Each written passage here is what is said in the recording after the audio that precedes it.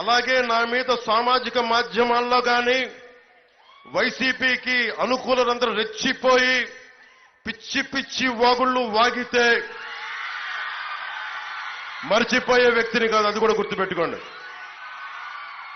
సజ్జల రామకృష్ణారెడ్డి గారు ఒకటే చెప్తున్నా, మా అన్న చిరంజీవి గారి జోలికి రాకు నువ్వు. అజాత శత్రువు ఆయన కాంగ్రెస్ లో ఉంటారో ఇంకో పార్టీకి ఇస్తారో వైసీపీకి మద్దతు ఇస్తారో, మీకు వైసీపీకి మద్దతు ఇచ్చిన రోజున నేను ఒక్క మాట మాట్లాడాల, గుర్తుపెట్టుకోండి. సొంత తమ్ముని నేను ఒక్క మాట మాట్లాడాల. 3 రాజధానులు పాపం మంచిదే అని ఆయన మీరు ఒప్పిస్తే ఆయన పాపం దానికి అనుకూలంగా మాట్లాడారు.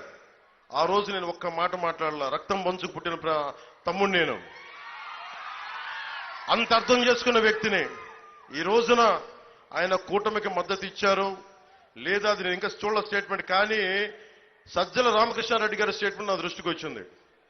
సజ్జల రామకృష్ణారెడ్డి గారు, మా అందరి ట్యాక్స్ రూపంలో నువ్వు డబ్బులు తింటూ, ఈ మధ్యన కేంద్ర ఎన్నికల సంఘం కూడా చెప్పింది మీరు పార్టీలకి మాట్లాడకూడదని. అందుకని చెప్తా ఉన్నా, చిరంజీవి గారి జోలికి కానీ, రాష్ట్ర ప్రజల జోలికి కానీ, బడుగు బలహీన వర్గాల జోలికి కానీ, శెట్టి బలిజల బీసీల ఆత్మగౌరవానికి కానీ, కాపు సమాజం మీద కానీ దయచేసి పైకి మీరు ఒళ్ళు దగ్గర పెట్టుకొని మాట్లాడాలి.